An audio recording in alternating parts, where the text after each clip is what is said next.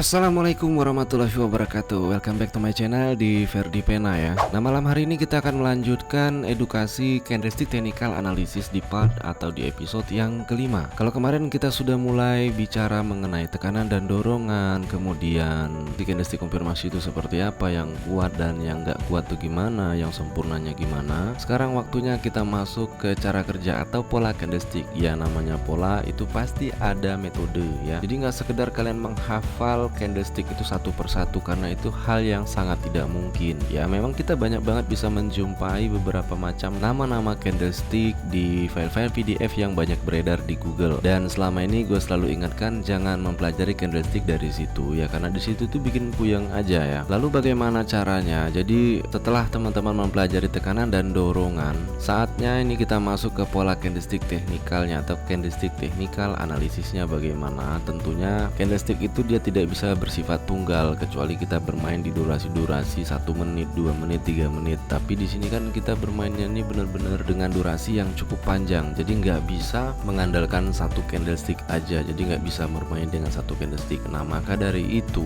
kalau kita belajar di forex, belajar di cryptocurrency atau aset-aset yang bermain di wilayah spot margin seperti itu, maka kita akan dikenalkan dengan yang namanya candlestick formation ya, atau formasi candlestick. Bisa triple candle, kalau bahasa kerennya itu kayak bullish engulfing, bearish engulfing. Gue tidak mengacu ke sana, tapi teman-teman bisa perhatikan dan bisa amati dari video yang pertama. Dari metode analisis yang gue bagikan itu, secara tidak langsung nanti dia akan membentuk formasi itu sendiri, bahkan nggak perlu repot-repot gitu loh ya. Secara umum edukasi trading forex atau apapun itu namanya yang main di spot margin kayak gini, pasti teman-teman selalu direkomendasikan untuk menghafal candlestick formation itu ya. Contohnya misalkan dari pola grafik gitu, jadi nanti pakai alat kemudian ditarik gini atau gini, gua nggak ngerti bagian yang seperti itu. Kemudian kalau menjumpai pola grafik yang seperti ini, misalkan menjumpai trend line yang seperti ini, kemudian dia kayak gini, berarti di wilayah ini kalian harus entry sell misalkan, atau entry buy di wilayah ini kalau pola grafiknya seperti ini. Contoh aja gitu ya, contohnya seperti itu kan. Ada banyak tuh pola-pola grafik yang beredar, yang akhirnya apa, kita dipaksa untuk menunggu pembentukan pola tersebut ya. Kalau pola itu ada, kalau pola itu nggak ada gimana? Itu satu. Kemudian dengan pola seperti itu, maka kita hanya mengikuti kebiasaan pasar ya. Jadi dengan mengandalkan pola seperti itu, sama halnya kita mengandalkan kebiasaan pasar. Sedangkan pasar ini fluktuatif, harganya ini setiap hari, setiap menit, setiap jam tuh berubah terus ya. Ini yang membuat kita tuh nggak bisa dikunci dengan cara yang seperti itu. Nih teman-teman perhatikan, trennya tuh bentuknya seperti ini, saat kita berada di time frame 4 jam. Perhatikan pola grafiknya ini kayak gini teman-teman, ingetin ini posisinya seperti ini. Dan sekarang gue akan masuk di time frame 1 hari. Oke, maka polanya akan berubah lagi, maka pola ini tuh akan berubah lagi ya. Dia jadi seperti ini dan jadi juga seperti ini. Jadi kalau hanya dengan acuan seperti itu yang membuat akhirnya teman-teman dipaksa untuk melakukan kompensasi. Bayangkan di spot margin ini, sekalinya kita melakukan perdagangan, entah itu teman-teman sell, entah mengambil posisi buy saat itu, menunggunya itu aja durasinya udah cukup lama. Kemudian kalian harus melakukan kompensasi lagi dan membuang waktu yang lebih lama lagi. Kalaupun itu profit ya, kalau loss gimana? Itu pertanyaannya. Lalu bagaimana metode analisis yang menurut gue lebih sederhana dan lebih logikanya itu seperti apa? Oke, di sini gue akan kembalikan ke time frame 4 jam. Di live streaming berapa 3 episode yang gue bagikan kemarin, termasuk tadi siang dan tadi sore, itu udah jelas banget hasilnya bagaimana. Walaupun di malam pertama waktu gue live streaming itu kan ada banyak banget teman-teman yang menduga bahwa harga tersebut akan turun, tapi dengan penuh rasa keyakinan gue yakin harga tidak akan turun. Kenapa seperti itu gitu loh? Kok bisa dengan percaya dirinya menyatakan bahwa harga tersebut tidak akan turun saat itu? Perlu teman-teman ketahui, posisi gue entry posisi buy misalkan seperti ini. Kalian bisa playback video live streaming yang gue share kemarin. Gue open posisi buy itu posisi bagian sini itu belum terjadi, belum ada. Nah, posisi candlestick di sebelah sini itu belum ada, berarti masih benar-benar kosong melompong di bagian ini. Nah, yang ada tuh cuma wilayah ini aja ya. Jadi benar-benar kan di sini itu benar-benar kita harus bisa membaca bahwa benar di wilayah ini tuh akan terjadi kenaikannya, karena benar-benar nggak dapat indikasi ya, harga belum terjadi, support belum terbentuk saat itu. Hanya mengandalkan satu signal kemudian konfirmasi dan candlestick formation atau formasi candlestick. Kita langsung aja ke cara kerjanya bagaimana. Gue berikan sampelnya, gue berikan contohnya. Misalkan contoh pola candlestick yang selama ini selalu gue gunakan ya. Cara kerjanya seperti ini. Kalau kita belajar dari file-file PDF yang banyak beredar, bullish engulfing, bearish engulfing atau triple candle, intinya candlestick formation lah, maka kita disuruh menghafal 3 bentuk candlestick yang dia bertemu atau berjumpa 3 mempelai ini. Bahkan tidak sedikit para trader yang menggunakan 2 perangkat, satu perangkat untuk melihat bentuk dari triple candle ini atau candlestick formation ini, satu perangkat untuk eksekusi market. Betapa rumitnya dan benar-benar itu sulit kita masuk ke akal logika kita. Jadi file PDF tersebut atau materi-materi tersebut diambil berdasarkan kebiasaan pasar. Contohnya kebiasaan pasar itu, contoh trennya sedang jalan seperti ini. Oh, di sini turun. Sebelum terjadinya penurunan, hadirlah 3 candlestick ini, misalkan 1, 2, 3. Maka ini di copy, bentuk candlestick ini di copy, kemudian di print menjadi file-file materi PDF seperti itu. Jadi apabila next ke depan kalian menjumpai 3 candlestick seperti ini, maka kalian bisa entry sell. Teorinya seperti itu yang banyak beredar ya, yang banyak beredar seperti itu. Nah, lain halnya dengan metode yang akan gue bagikan kepada kalian semua. Yang pertama, kalian harus mencari titik signalnya. Untuk menemukan titik signal, yang perlu kalian pelajari itu adalah mengetahui wilayah pembukaan dan penutupan harga tergantung di periode berapa lama yang kalian analisa saat itu. Tapi di sini gue sudah kasih bocoran bahwa untuk menganalisa arah harga 1 hari atau dalam hitungan jam, misalkan 6 jam, 8 jam, 16 jam, 12 jam, bahkan sampai 24 jam, kalian menganalisa market itu di time frame 4 jam ya. Kemudian untuk memperkuat analisis, memperkuat titik entry point kita, setelah teman-teman mendapatkan signal dan konfirmasi di time frame 4 jam ini tadi, barulah kita mencari titik entry pointnya itu dengan cara masuk ke time frame yang lebih besar, yaitu di time frame 1 hari. Ini untuk mengukur tingkat ketinggian dan kerendahan harga saat itu. Contohnya seperti ini. Ini cara mudah, walaupun gue nggak rekomendasikan kalian tuh untuk mengukur tingkat ketinggian harga di periode sebelumnya atau kerendahan harga di periode sebelumnya, karena secara tidak langsung ketika teman-teman sudah mengetahui titik signal dan konfirmasi itu ada di mana, setelah dia ketemu secara tidak langsung tanpa kita sadari, saat itu kita sedang berada di titik tertinggi atau titik terendah di periode tersebut, tergantung signal yang kita temukan. Jadi misalkan saat itu kita mendapatkan signal penurunan, maka tanpa kita sadari saat kita perkecil layar marketku seperti ini, tanpa kita sadari kita sedang berada di atas resisten atau berada di puncak rumah haters gitu ya, di atas rumahnya gitu loh kita berada. Jadi tinggal terjun aja untuk open posisi sell, contohnya seperti itu. Kemudian setelah di time frame 1 hari ini kita menemukan sesuatu atau sudah mendapatkan titik terendah dan tertingginya, teman-teman bisa ambil time frame paling kecil lagi di bawah 4 jam tadi, bisa bebas pokoknya ambil yang paling rendah lagi ya. Paling rendah lagi itu untuk mengetahui support dan resisten jangka singkatnya atau jangka pendeknya di situ. Misalnya di sini gue ambil 2 jamnya. Ini adalah support level dan resisten level di periode 2 jam. Ini yang 1, ini 2, ini 3. Ini bahasa gue ya. Gue selalu menganalisa support dan resisten itu dengan postur yang seperti ini. Jadi ini adalah support 1, support 2, support 3 ya. Jadi ini lantai 1. Karena support itu kan pendukung ya, yang mendukung harga untuk naik gitu loh. Dan ini adalah yang ketiga. Maka kita akan ketemu posisi kita tadi itu sedang berada di mana. Oh, posisi kita beradanya di sini misalkan. Tinggal perhatiin aja, benar nggak sih? Nih, titik kita ada di sini. Kita mendekati resisten atau mendekati area support saat itu. Nah, itu akan sinkron dengan sendirinya dengan signal yang kita dapatkan. Apabila terdapat perbedaan, berarti ada beberapa poin yang salah dalam analisa kita. Entah signalnya yang salah, entah wilayah tempat kita mengambil signalnya yang salah. Kecenderungan kesalahan itu nanti ketika kalian mulai masuk dengan metode dagang seperti ini, kesalahan yang pertama itu biasanya itu salah menentukan wilayah pembukaan dan penutupan harga, atau menentukan di mana sih tempat mengambil signalnya. Biasanya salahnya di situ nanti. Itulah pentingnya kita memahami pergantian harga dalam satu hari itu dia berada di jam berapa aja. Kenapa hitungannya di jam berapa? Karena kita sedang menganalisa harga itu dalam satu hari, bukan lagi dalam 1 menit, dalam 5 menit. Jadi sudah beda. Kalau kita menganalisa harga itu 5 menit, 3 menit, 2 menit, maka hitungannya per candlestick aja, nggak usah lama-lama ya kan. Tapi di sini kita sedang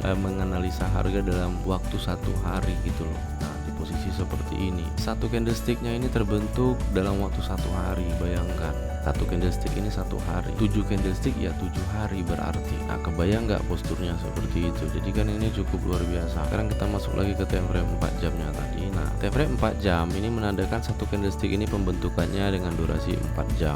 Satu candlestick 4 jam. Jadi kalau 2 candlestick ya 8 jam. Ya, seperti itu. Jadi secara tidak langsung kalau kalian sudah menemukan titik di mana signal itu berada dan di mana tempat kita mengambil signal, tanpa kita sadari ternyata kita tuh beradanya di sini nanti. Ternyata kita beradanya di sini. Jadi selalu berada di titik akhir. Kenapa bisa otomatis seperti itu? Karena wilayah tempat kita menganalisa di wilayah pembukaan dan penutupannya gitu loh. Jadi nggak kaget itu kalau teman-teman sudah paham nanti. Nah, di jam berapa aja yang harus kita ambil untuk menganalisa arah harga dalam hitungan jam seperti ini? Di jam berapa aja ya? Karena seperti yang tadi gue sampaikan, karena di sini dalam waktu 1 hari, berarti 1 hari itu bisa 12 jam atau bisa 8 jam, bisa 16 jam, bahkan bisa 24 jam. Dalam 1 hari itu perlu teman-teman ketahui ada beberapa waktu yang wilayah tempat pergantian harga tersebut ya. Gue akan kasih bocoran, salah satunya ada di jam 4 pagi, kemudian ada di jam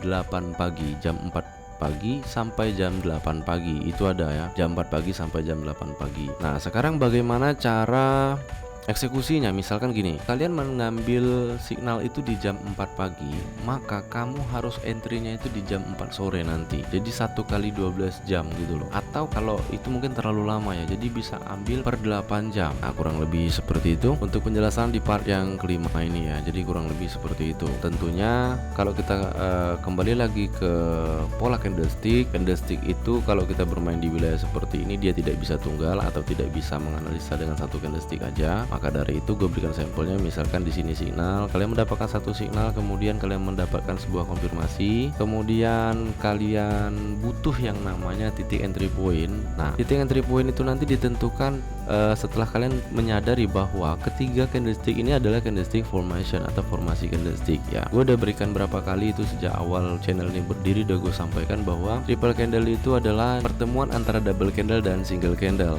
Double candle itu seperti apa? Gue berikan sampel dan contohnya seperti ini. Double candle itu adalah 2 candlestick yang berbeda warna, bentuknya sama, ukurannya beda. Contoh gambarnya seperti ini, misalkan gue gambarkan misalkan seperti ini. Oke, misalkan contohnya aja ini ya, gue berikan contoh. Kemudian yang satunya dia seperti ini misalkan. Kalau kalian perhatikan secara bentuk ini candlestick ini sama, kemudian apa yang membedakan? Yang membedakannya itu cuma ukurannya aja. Kemudian syarat wajib untuk memastikan bahwa signal tersebut benar-benar kuat ya, dia harus menjadi triple candle. Berarti syarat untuk menentukan ini triple candle atau bukan, perhatikan posisi candlestick di tengahnya gitu loh. Jadi namanya triple candle itu ini double candle, kemudian single candle itu selalu berada di tengahnya. Nah, misalkan seperti ini.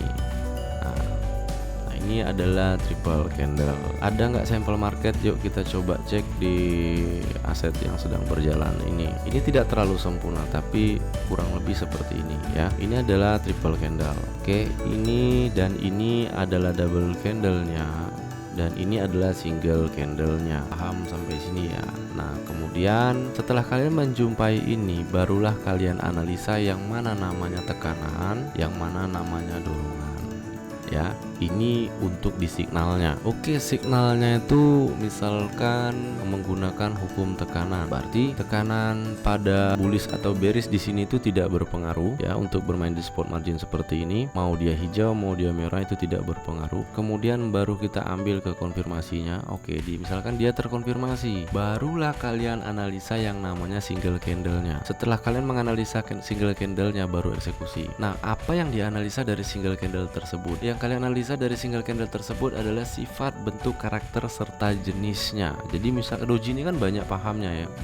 Jadi misalkan ini tuh doji reversal untuk bearish, ini tuh doji reversal untuk bullish misalkan, atau doji yang meneruskan misalkan, atau spinning top posisinya. Karena single candle tuh keluarga-keluarga candlestick yang kecil ya, yang seperti ini nih. Ini kan triple candle nih terbentuk dengan sempurna posisinya. Ini single candle, ini double candlenya, pertemuan-pertemuan seperti ini. Kalian pasti akan tuliskan di kolom komentar gitu loh, berarti terjadi terus dong ini setiap waktu triple candle tuh hadir terus. Tidak seperti itu. Banyak pertanyaan yang seperti ini ya. Jadi kalian terbayang tidak kalau semua candlestick ini harus kalian analisa semua? Bang, ini kan banyak banget candlestick, apa semua harus dianalisa dengan macam-macam bentuk yang karakter seperti ini? Itu kan hal yang sungguh tidak mungkin untuk kita lakukan gitu loh. Ini yang selama ini tuh tidak terpecahkan teorinya. Ini cukup menarik banget untuk kita bahas, karena tidak mungkin semua candlestick ini tuh harus kalian analisa semua ya.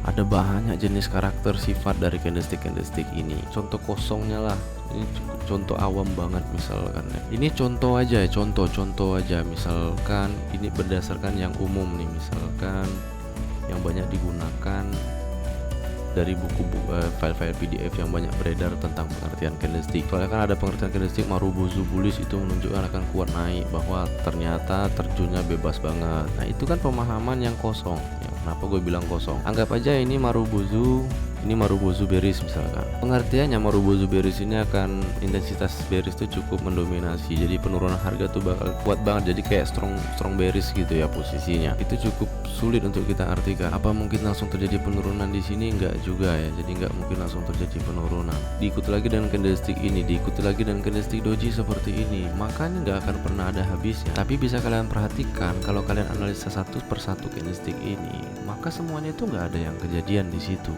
Jadi pada kesimpulannya, pada poinnya, dari sekian banyak candlestick ini hanya ada beberapa wilayah yang bisa kita analisa. Misalkan wilayah ini, wilayah ini, wilayah ini, wilayah ini. Cuma ada beberapa titik pembukaan dan penutupan harganya. Nah, di wilayah tersebutlah sifat, karakter, jenis serta konfirmasi pada candlestick itu bekerja. Karena memang di situ terminalnya gitu loh ya. Titik poinnya atau titik akhirnya tuh memang ada di situ.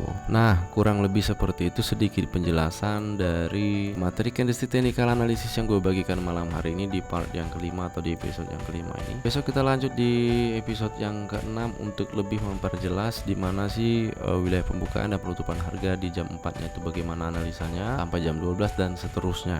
Oke, jadi paling enggak secara pola teman-teman sudah paham dulu sedikit demi sedikit ya. Jadi belajar trading ini seperti yang gue sampaikan nggak semudah kita menghafal perkalian di matematika ya, yang hukumnya pasti. Jadi kalau di trading tuh hukumnya tidak pasti. Jadi dalam artian hukum tidak pasti di sini itu karena harga ini berubah terus. Kalau hukum trading ini, hukum analisis candlestick ini dia pasti, maka harga itu akan datar. Jadi yang dimaksud tidak pasti di sini itu karena posisi naiknya itu bisa segini, naiknya itu bisa cuma segini, bisa naiknya segini. Nah, itu ketidakpastian yang memang tidak bisa kita ukur di bagian ini. Jadi kalau hukum di trading itu pasti, maka harga ini tidak akan fluktuatif atau naik turun seperti ini. Oke, itu aja yang bisa gue sampaikan di malam hari yang cukup senyap ini ya. Next time kita berjumpa lagi. Assalamualaikum warahmatullahi wabarakatuh. So buat kalian yang belum subscribe dulu. Jangan lupa share ke teman-teman dan media sosial kalian ya. Karena sudah waktunya kita bantu teman-teman kita yang mungkin belum terlalu paham mengenai candlestick technical analysis.